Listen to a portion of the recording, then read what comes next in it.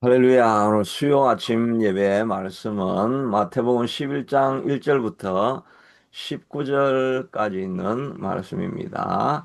1절에 보니까 예수께서 열두 제자에게 명하시기를 마치심에 이렇게 했는데 앞에서 이제 제자의 갈 길에 대해서 아주 좁은 길을 걸어가야 되니까 힘든 길을 걸어가야 될 것이다. 세상이 너희를 미워하고 핍박하고 반대할 것이다. 그러나 걱정할 거 없는 것은 하나님이 다 이길 힘은 주신다라고 이렇게 말씀하고 제자들의 갈 길을 이렇게 알려주십니다. 그리고 나서 이제 그때쯤에 세례 요한이 옥에서 그리스도께서 하신 일을 듣고 제자들을 보내어 여짜오되 오실 그이가 당신이오니까 우리가 다른 일을 기다리오리까. 이거는 뭐 다르게 해석할 수도 있지만 이제 우리가 가장 뭐 심플하게 해석하면 세례 요한도 옥에 갇혀 있다가 좀 마음이 상한 거지요. 좀 낙심이 되고 또 마음이 좀 삐쳤습니다. 왜냐하면 예수님이 세례 요한이 지금 감옥에 있는 거는 이제 그 헤롯 안티바 그 분봉왕에 대해서 자기 그 동생의 와이프를 자기 와이프로 빼앗아 와가지고 이렇게 하니까 이런 부도덕한 일이 있냐고 하면서 헤롯에 대해서 막 비판하고 어 판단하고 그걸 막 선포하면서 잘못됐다라고 하니까 헤롯이 기분이 나빠가지고 세례요한을 잡아가지고 그냥 감옥에 쳐넣어 버렸습니다. 그래도 백성들이 너무나 많이 따르고 있기 때문에 세례요한을 처형을 한다든지 이렇게 해버리면 백성들이 막 들고 일어나면 이제 정치적인 소요가 일어나고 이렇게 되면 이제 로마에 보고가 돼가지고 헤롯이 세워놓았다니 문제가 막 생긴다. 이런 사건이 일어나면 그런 일들이 일어나게 되면 자기도 정치적인 위험을 당하게 되니까 그냥 감옥에만 넣어놓은 상태였습니다. 근데 예수님께서 이 말씀을 들으시고 세례요한이 감옥에 갇혔다는 그 말씀을 들으시고 예수께서 요한이 잡혔음을 요, 들으시고 갈릴리로 물러가셨다가 이렇게 돼 있죠. 셰리완이 이렇게 그 정의를 외치고 하나님의 뜻을 따라서 살아가고 예수님이 오시기 전에 길을 예비한 엘리야와 같은 존재고 이런 대단한 존재가 감옥에 갇혔으면 그래도 한 번은 예수님이 찾아가가지고 야, 셰리완 수고했다. 감옥에 있지만은 걱정하지 마라. 하나님이 너와 함께 하실 것이고 하나님 너를 기억하고 계신다. 이러면서 격려의 말이라도 한마디 이렇게 하시고 뭐 이렇게 하시면 될 텐데 예수님이 그런 말을 안 하시고 아주 비겁하게 헤롯이 있는 거기에서 왕궁이 있는 데서 떠나가지고 저 갈릴리 깊숙한 곳에 숨어가지고 자기만 살려고 도망을 가신 거예요. 그렇게 보이는 것입니다. 그렇게 하니까 세례 요한이 아주 마음에 삐쳐가지고 아니, 예수님이 어떻게 그렇게 하실 수가 있나. 이제 이런 마음이 자꾸 이렇게 생기는 것입니다. 그래서 나중에는 한번 내가 그래도 예수님께 한번 따져봐야 되겠다. 이런 마음이 생긴 거죠. 세례요한은 사실은 예수님이 오시는 것을 보면서 세상 죄를 지고 가는 하나님의 어린 양을 보라라고 하면서 예수님을 세상 죄를 지고 가는 메시아로 선포됐죠. 또 다른 제자들이 와가지고 제자들이 전부 다 예수님께 다 가고 당신 제자가 지금 다 떠나갔습니다. 그러니까 예수님은 흥하셔야 되겠고 나는 쉬어야 하리라.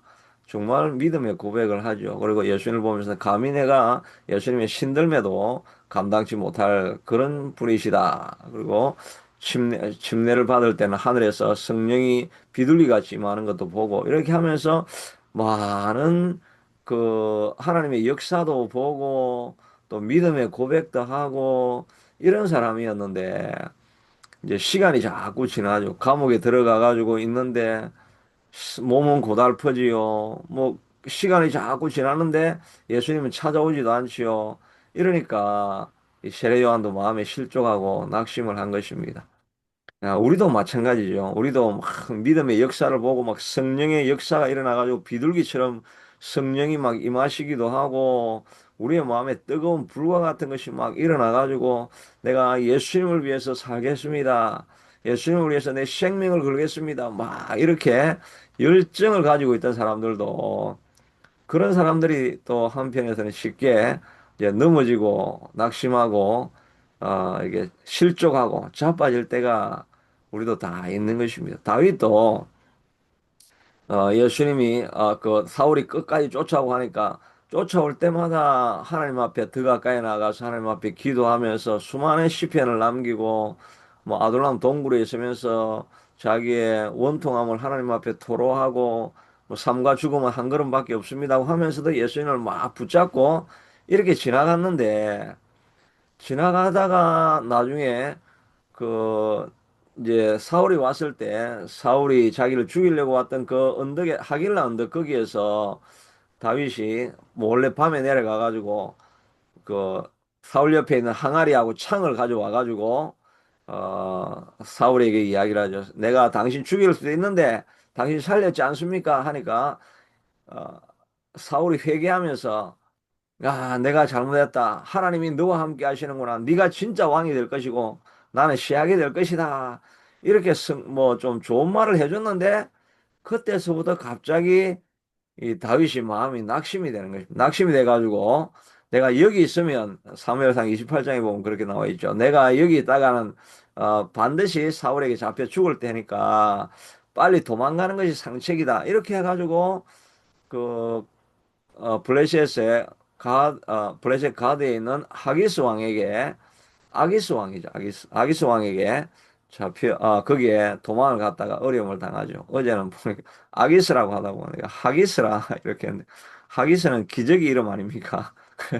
그러니까 이 기적인데 사람이 이렇게 열심히 있을 때는 모르는데 낙심하기 시작하면 아니, 기적이 돼 찾아가가지고 도움을 구하는 이 어처구니 없는 일을 그런 일을 우리가 할 때가 있습니다. 정말 믿음의 사람이고, 그렇게 하나님을 쫓아가는 사람인데, 사람이 막 낙심이 되어지면, 이거 형편이 없는 일을 할 때가 있는 것입니다. 아브라함도 거기 있다가 그냥 애굽으로 찾아가 가지고 와이프를 누이라고 거짓말하기도 하고 그래가 돌아왔으면 되는데 또 그 다음에 또 그랄 땅에 가가지고 또 똑같은 일을 그대로 반복하는 이런 걸 보게 됩니다. 우리도 뭐 우리가 믿음이 대단한 것 같지만 조금만 우리도 방심하게 되고 또 우리의 마음에 하나님을 쫓아가는 이런 시간들을 잊어버리면 우리도 금방 그냥 어제 저 사람이 어떻게 오늘 이렇게 낙심할 수가 있는가 이런 생각을 할 때가 있는 것입니다. 그러니까 우리가 중요한 거는 사람은 누구나 다 실족을 할 수밖에 없는데 실족할 때 이제 어디로 넘어지는가 하는 것이 중요한 것입니다.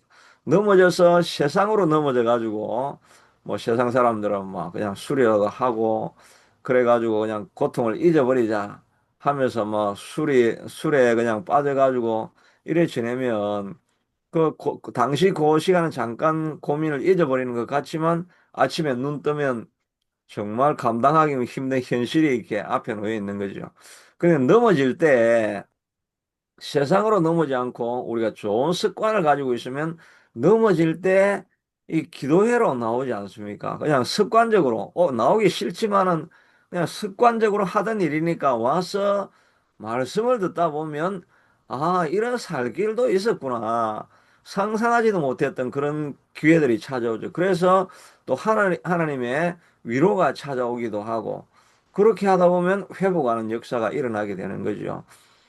어, 한국에서 그분 공장 이름이 뭐였다. 하여튼 너무 공장이 잘 돼가지고, 공장이 막 재고를 막 다 쌓아놔가지고, 1공장, 2공장, 3공장 사이에 막 재고를 다 쌓아놔가지고, 1공장에 불이 났는데, 막 재고를 타고 3공장까지 불이 완전히 다 타버려가지고, 전 재산을 싹 다 잃어버렸는데, 그날 아침 예배 시간이니까, 주일 예배니까, 그 주일 예배에 갔다가, 어, 쉴 수가 없으신, 좋으신 나의 주, 그 찬송을 그냥 그 사람이, 인도하는 사람이 그것만 계속 그냥, 그 찬송만 계속 10번 이상 부르니까, 아니, 하나님이 쉴 수가 없으시다고, 그렇게 하니까 마음에 정리가 된 겁니다. 아, 이거 하나님의 뜻이 있구나. 자기가 만약에 그날 주일이 아니어가지고 그 불난 현장만 계속 바라보고 불난 현장만 낙심하고 있었다고 한다면 이 내가 이제 빚도 많이 져 있는데 어떻게 살 수가 있는가 하고 그냥 하여튼 다른 길을 선택해야 될 것입니다. 그런데 넘어졌는데 예배하는 대로 넘어져 있으니까 실수가 없으신 하나님이시라는 마음에 확신이 생기게 되니까 아, 하나님이 나를 가르치려고 공장을 다 가져가 버렸구나. 주님이 하신 일이구나. 이 하나님이 하신 일이라는 이 마음의 확정이 생기니까 그러면 다시 내가 이 징계니까 나를 망하게 하려고 한 것이 아니라 징계니까 이 징계를 아프게 여기지 아니하고 달게 받아들여서 내가 나를 훈련하고 돌이키고 주님 앞에 바로 서면 되겠구나. 이런 마음을 가지고 나아가니까 그 사람이 다시 일어서 가지고 더 큰 비즈니스 할 뿐만 아니라 미니스트리까지 하는 그런 일이 일어나게 되는 거죠. 우리가 넘어져도 기도하는 자리에, 예배하는 자리에 넘어지면 우리가 살게 되는 것입니다. 어, 그래서 세례요한도 이렇게 넘어지려고 하니까 예수님이 하신 일은, 야, 내가 메시아인지 누가 알고 싶으냐? 이렇게 하니까 예수께서 이러시되, 가서 듣고 보는 것을 요한에게 알리되, 맹인이 보며 못 걷는 사람이 걸으며 나병 환자가 깨끗함을 받으며 못 듣는 자가 들으며 죽은 자가 살아나며 가난한 자에게 복음이 전파된다 하라. 그냥 이렇게 말씀을 전해준 겁니다. 예수님이 그 옥문에 찾아가 가지고 세례 요한아 내가 왔지 않느냐 뭐 하면서 그를 뭐 도닥여주고 위로해가지고 이런 게 아니고 말씀을 보라는 것입니다. 이 말씀은 이사야서 35장에 보면 이사야 35장에 5장 6절에 보면 메시아가 오실 때 할 일이 그때 맹인이 눈이 밝을 것이며 못 듣는 사람이 귀가 열릴 것이고 저는 자가 뛸 것이고 말무로한 자는 노래하리니 이렇게 메시아가 오시면 맹인이 눈을 뜨고 귀가 열릴 것이다 라고 이야기를 하시고 이사야서에도 보면 가난한 자에게 복음을 전하리라. 내게 주의 영이 내게 임하여서 가난한 자에게 아름다운 소식을 전하며 마음이 상한 자를 고치고 포로된 자를 자유를 갇힌 자에게 노임을 선포하고 하나님의 은혜의 해를 선포하게 될 것이다. 메시아가 오시면 이렇게 이런 일을 하실 것이다고 하신 것이죠. 그래서 못 걷는 사람이 걸으며 나병한 자가 깨끗함을 받으며 못 듣는 자가 듣고 죽은 자가 살아나고 가난한 자에게 복음이 전파된다. 내가 메시아인 걸 알고 싶으냐? 그러면 성경을 기억해봐라. 구약 성경에 메시아가 오면 이런 일을 하리라고 하지 않았느냐? 이렇게 하면서 말씀을 듣고 회복하라고 말씀하고 있는 것입니다. 기도하는 자리에 넘어지든지 아니면 말씀을 쫙 펴서 읽든지 말씀을 쫙 펴서 읽다 보면 낙심한 사람이 말씀을 딱 펴가 읽으면 그냥 성경책을 쫙 폈는데 마침 그때 하나님이 자기 상황을 보면서 딱 그 맞는 말씀을 하나님께서 우리에게 주시게 되어 있는 것입니다. 그러니까 우리가 기도하든지 말씀의 자리에 떨어든지 해야 우리가 낙심하지 않고 일어설 수가 있게 되는 거죠. 히브리서 10장 35절에 보면 그러므로 낙심한 사람들이 그러므로 너희 담대함을 버리지 말라. 이것이 큰 상을 얻게 하느니라. 이 히브리서를 읽고 있는 사람들이 대다수가 많은 핍박 때문에 마음이 많이 무너지려고 하는 그런 사람. 그러니까 이 바울이 위로하는 말씀으로 이 말씀을 주신 것이죠. 너희 담대함을 버리지 말라. 이것이 큰 상을 얻게 되느니라. 내가 핍박을 당하고 어려움을 당하고 고난을 당하지만 그러나 무너지지 말고 오히려 용기를 더 가지고 고난이여 찾아오라. 주님이 나와 함께 하신다. 이런 담대함을 가지라는 것입니다. 너에게 인내가 필요하면 너희가 하나님의 뜻을 행한 이후에 약속을 받기 위함이라. 우리가 인내하고 기다리고 참고 하지만 왜 이렇게 여전히 고난이 계속됩니까? 그것은 너희가 인내가 필요하기 때문이다. 인내를 너희에게 이루어서 온전하고 구비하여 조금도 부족함이 없게 하려고 이런 고난이 시간이 오래 되는 것이다. 그러니까 상황이 변하지 않아도 인내하면서 더욱더 기다리라. 이런 말씀을 하시고 잠시 후면 오시리가 오시리니 지체하지 아니하시리라. 나의 의는 믿음으로 말미암아 살리라. 또한 믿음으로 우리가 아직 상황은 바꿔지지 아니했지만 그러나 주님은 나를 지켜보시고 계신다는 믿음을 가져야 되고 뒤로 물러가면 내 마음이 내가 그를 기뻐하지 아니하리라. 상심하고 낙심해가지고 예수 믿어도 뭐 별 변화도 없고 뭐 별로 덕이 되는 것도 없고 도움이 되는 것도 없고 좋은 일도 안 일어나고 아이고 나는 이제 잠깐 물러가서 잠깐 쉬다가 나중에 좀 마음이 정리되면 예수 믿을게요. 이렇게 하는 것이 아니라 물러가면 하나님께서 기뻐하지 않습니다. 어려운 일이 있어도 전진하고 돌진하고 나아가는 것을 하나님이 기뻐하시고 우리가 뒤로 물러가 멸망할 자가 아니요 오직 영혼을 구원하며 이르는 믿음을 가진 자니라. 우리 안에 믿음이 있어서 우리는 멸망할 사람이 아니고 모든 것을 합력하여서 선이 될 것이니까 앞으로 전진하면 하나님께서 상상하지도 못했던 좋은 일을 우리에게 보여주실 것이다. 이 믿음을 가지고 뒤로 물러가면 안 됩니다. 뒤로 물러가면 오늘은 기도회를 한번 쉬어야지. 이렇게 뒤로 물러가면 이 낭패에 떨어지게 되는 것입니다. 어제 저도 아침에 일어나가지고 나도 이제 아침에 예배 끝나고 나면 내가 자꾸 졸음이 오니까 이거 어떻게 해야 되나 해가지고 졸음이 올 때는 좀 자는 것도 필요한데 내가 이제 아침에 안 자고 아침에 나가야 되겠다 하는데 어제가 막 나갔는데 영하 거의 13도 가까이 아침에 나가니까 추웠잖아요.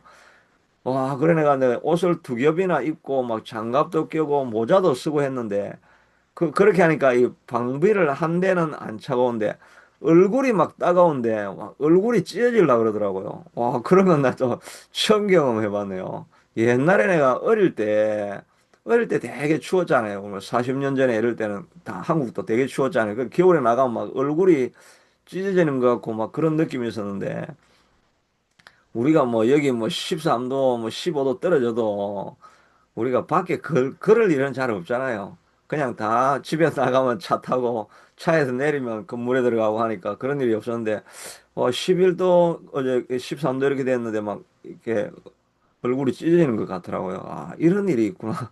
그래가지고 바람 피하러 거꾸로 갔기도 하고 그래가지고 이제 그냥 빨리 집에 들어갈까 하다가 오늘도 견디고 나아가야지 이렇게 하고 막 돌고 왔는데 완전히 부작용이 생기기 시작하더니 온몸이 막 마비가 되기 시작하면서 어제 내내 그냥 멍하니 이렇게 진행된 것 같아요.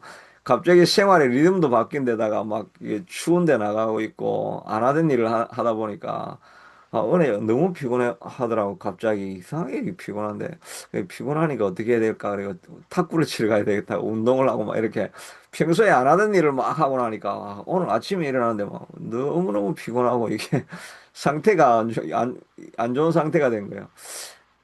그래서 오늘 기도회를 쉬어야 되겠다. 그런 생각까지는 한 건 아니지만 여하튼 하여튼 기도하는 자리에 앉아 있으니까 하나님이 회복하게 만들어주고 또 살 길을 열어주게 되는 것입니다. 하나님께서 힘을 주시게 되는 것입니다. 여하튼 뭐 책임에 의해서 어쩔 수 없이 하든지 간에 끌려가든지 해도 기도하는 자리, 예배하는 자리, 말씀 보는 자리에 있으면 하나님께서 우리를 회복시켜 주시게 되는 것입니다. 뒤로 물러가서 침륜에 빠지면 하나님께서 이를 기뻐하지 않는 것입니다. 여러분, 어떤 데는 굉장히 피곤해서 오늘 하루만 쉬자. 뒤로 물러가 침륜에 빠지면 하나님께서 기뻐하지 않습니다. 구원하는 자리에 나와서 말씀을 듣고 예배하다 보면 생각하지 못했던, 예상하지 못했던 하나님의 은혜가 임하는 뜻밖의 은혜가 임하게 되는 것입니다. 생각하지 못했던 그런 방식으로 하나님께서 위로하시고 회복케 하시는 그런 역사가 있게 되는 거죠. 그래서 예수님께서 말씀하시기를 아, 이런, 세례요한이 찾아오서, 오고, 낙심하고, 뭐, 이런 이야기를 끝까지 하면서 맨 마지막에는 예수님이 세례요한이 때부터 지금까지 천국은 침노를 당하나니, 침노하는 자가 빼앗느니라. 이 세례요한이 낙심해가지고 뒤로 물러가서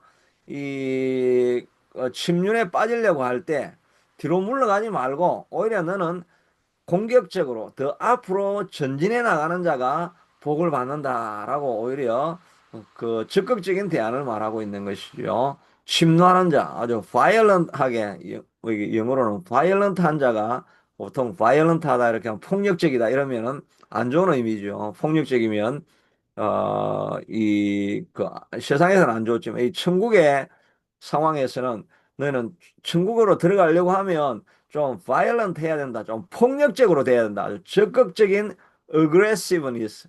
그 적극적인 그 진취성을 가지고 돌진하면서 나가야지 하나님의 역사를 이루어내지. 뭐 좀 안 되고 힘들고 이러면 그냥 주저앉아 있고 또 세례 요한처럼 낙심해가지고 진짜 하나님 계십니까? 우리도 그럴 때가 많죠. 이게 진짜 하나님이 살아계시면 내한테 이럴 수가 있습니까? 그래서 소극적이면 이제 삐치면 이제 기도에 안 나오는 거고 적극적이면 아주 하나님을 공격하고 이런 식으로 나아가면 실족하고 뒤로 물러가면 하나님께서 저를 기뻐하지 아니하시고 우리가 오히려 해야 될 일은 적극적으로 진취적으로 아주 바이올런트하게 폭력적인 이런 모습을 가지고 하나님 나라를 내가 빼앗아야 되겠습니다. 하나님의 주시는 복은 내가 반드시 얻고야 말겠습니다 하고 적극적으로 나아가는 것이 필요하죠. 어, 그 좋은 친구 중풍병자 친구 네 명이 예수님 앞에 나왔다가 이 사람들이 가득 차 있으니까 자기 친구에게, 야, 우리가 최선을 다했지만 지금 어쩔 수가 없다. 예수님 너무 유명해져가지고 이 온 집안이 가득한데 혼자 들어갈 자리도 없는데 어떻게 이 매트를 들고 네 명이 앞으로 가서 예수님에게 가겠느냐. 뭐, 넌 어쩔 수 없다. 이게 너 운명인가 보다. 이렇게 그냥 뒤로 물러가 침륜에 빠져 있는 것이 아니고, 안 되면 되게 하라. 이 마음을 가지고 이 사람들이 올라가고 지붕을 뜯어가지고 이 침상을 내린다. 이건 정말 이 상상도 못할 일이죠. 어떻게 지붕을 뜯어가지고 아주 건물 주인한테 그 주인이 뭐라 그러겠습니까? 나중에 야, 지붕 뜯은 거 비용 다 배상해내. 뭐 이런 이야기도 할 수 있고 온갖 일이 다 일어날 수 있는데 지붕을 뜯고 내려가지고 이 사람은 포기하지 않고 끝까지 적극적으로 나아가지 않습니까? 우리가 복을 누리고 하나님의 뜻을 이루어내고 하나님 안에서 주신 하나님의 사명을 이루어내려고 하면 조금 어려운 일이 있다고 뒤로 물러가면 안 되는 것입니다. 바울도 어, 마게도냐에서 부르는 소리가 들려가지고 거기를 갔더니 오히려 귀신 들린 여자를 고쳐줬다고 해가지고 매를 흠씬 맞고 감옥에 들어가가지고 이제 깊은 밤에 그 아픔의 고통을 지나가고 있어야 될 텐데 그때 뒤로 물러가 침륜에 빠져가지고 이제 할 만큼 했다 머무른 것이 아니라 오히려 그때 일어나서 찬송하며 하나님께 감사하며 찬송하였더니 그 간수들이 다 듣고 있더라. 절망의 자리에서 일어나가지고 그는 오히려 더 적극적으로 진취적으로 침노하는 마음을 가지고 하나님 앞에 찬송하였더니 온 제수가 듣고 있는 그 순간에 하나님의 역사가 일어나가지고 지진이 일어나가지고 옥문이 다 열려버리는 그런 역사가 일어나게 되는 것입니다. 매를 맞고 낙심을 당하고 뭐 우리도 매를 맞을 때가 있죠. 말에 그냥 불화살이 와가지고 어떻게 저 사람이 저런 말을 할 수가 있나. 배신감을 느끼기도 하고 그냥 가슴을 쓸어내리면서 주저앉아가지고 이불을 뒤집어 쓸 때가 있죠. 그럴 때 이불을 뒤집어 쓰고 그 안에 노트북을 꺼내가지고 이 기도의 시간에 그 줌에 동참을 하면서 이불을 뒤집어 쓰고 있어야 되는 것입니다. 이 또 말씀을 들으면 거기에서 회복하는 역사가 일어나게 되는 것입니다. 그래서 오히려 그 감옥에 있다가 간수를 회개시키고 복음을 전하는 그런 기회가 찾아오게 되는 것 아닙니까? 예수님이 찾아오신다, 지나가신다고 하면은 그냥 있는 힘을 다해서 예수님을 잡아야 돼요. 스로보네게 여인도 예수님이 오셨다는 이야기를 듣고 수소문을 들어가지고 어떻게 하든지 그 찾아가가지고 예수님께서 야 나는 주인의 상에 동족 유대인들에게 줄 떡을 걔들에게 내가 주어서는 되겠느냐 하면서 뭐 개라고까지 이야기하면서 모욕을 하고 해도 개라도 괜찮습니다. 개도 주인상에서 떨어지는 부스러기에도 멈지 않습니까? 이게 바로 침노하는 것입니다. 천국은 침노하는 자가 빼앗느니라. 그렇게 해도 예수님에게 삐쳐가지고 그냥 떠나가는 것이 아니라 개들도 주인상에서 떨어지는 거 얻어먹는데 저희한테도 좀 부스러기라도 좀 주면 안 됩니까? 라고 옷자락을 붙들고 있을 때 그때 예수님께서 내 믿음이 크도다. 내 딸이 노임을 받을지어다. 라고 하면서 하나님께서 예수님이 그 복을 허락해 주시고 회복하게 한 것 아닙니까? 그러니까 우리는 뒤로 물러가 침륜에 빠질 자가 아니고 어떤 문제가 생기든지 앞으로 계속 침노하면서 공격적으로 나아가고 진취적으로 나아가고 아주 도발적으로 나아가서 복을 회복하고 하나님께 주신 사명을 이루어 내야 하는 것입니다. 지혜는 무엇입니까? 마지막에 말씀하시기를 예수님께서 인자가 와서 세례 요한이 오니까 먹지도 마시지도 않으니까 귀신 들렸다 하고 인자는 와서 먹고 마심에 먹기를 탐하고 포도주를 즐기는 사람이다. 세리와 죄인의 친구로도 하면서 이 안 되는 사람은 자꾸 핑계를 댑니다. 세례 요한은 귀신 들려서 저렇고 예수는 먹고 마시고 창기하고 지나고 나니까 이 사람은 타락한 사람이라고 하고 그러면서 안 쫓아가는 겁니다. 이 사람도 이런 핑계, 저 사람은 저런 핑계 다 핑계를 대면서 이 사람들은 핑계를 대다가 아무것도 못한다는 것입니다. 잠언서에 보면 그 게으른 자는 문지기가 돌아가는 것만 지켜보고 있으며 밖에 나가면 사자가 있다 하느니라 그렇게 이야기를 해요. 안 되는 이야기 밖에 나가면 추위가 마이너스 13도인데 밖에 어떻게 나갑니까? 뭐 그 핑계 대고 그러면서 마치 문지기가 문이 왔다 갔다 하면서 열고 닫고 하지만 그 자리에 계속 있으면서 아무것도 안 하는 자가 게으른 자가 이런 자는 아무런 열매를 맺을 수 없다고 하죠. 우리가 이 핑계 저 핑계 대면서 오늘은 피곤하니까, 오늘은 힘든 일이 많으니까, 다른 일이 많으니까 아무것도 못하면, 그러면 아무것도 못하죠. 그 행한 일로 인하여 지혜는, 진짜 지혜로운 사람은 그 행한 일로 인하여 열매를 얻을 때 옳게 된다는 것입니다.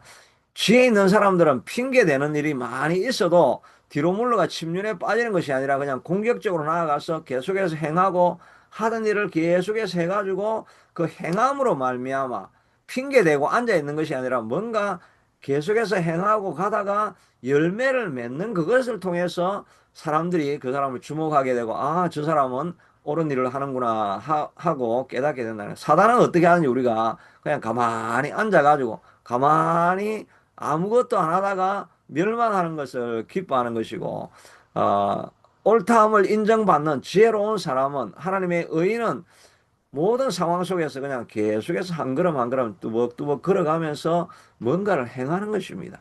그러다가 행하게 되면 열매를 맺게 되지요. 여러분도 아침에 계속 나와서 기도하고 말씀 듣고 하루를 말씀으로 준비하면서 시작해가고 이렇게 계속해서 걸어가게 되면 1년 지나게 되면 여러분 얼굴이 완전히 젊은 아주 소녀의 얼굴 다 이유리 집사님도 소녀의 얼굴이 될 줄로 믿습니다.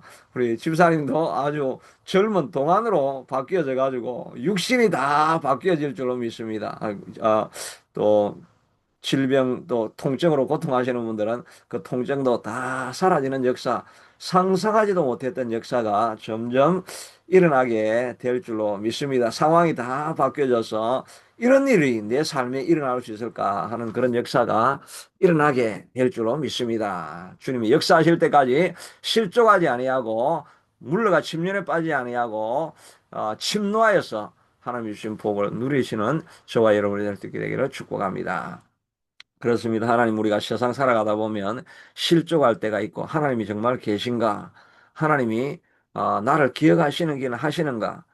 기도한다고 응답이 되는가? 마음이 무너질 때가 하나님 없을 수가 없습니다. 세례 요한도 여인이 난 자 중에 가장 큰 자라고 하는 세례 요한도 이런 낙심하는 자리가 있을 수가 있는데 낙심하더라도 말씀과 기도와 예배하는 자리를 멈추지 아니하고 한 걸음 한 걸음 계속 걸어나가다 보면 하나님이 상상하지도 못했던 피할 길을 주시고 도움을 주셔서 그 길은 다 사라지고 하나님의 영광이 드러나는 그날을 우리가 보게 될 줄로 믿습니다. 물러가지 아니하고 침노하여서 주신 복을 누릴 수 있는 우리가 다 되게 축복하여 주옵소서. 예수님 이름으로 기도드리옵나이다. 아멘. 예, 오늘도 계속해서 기도하시다가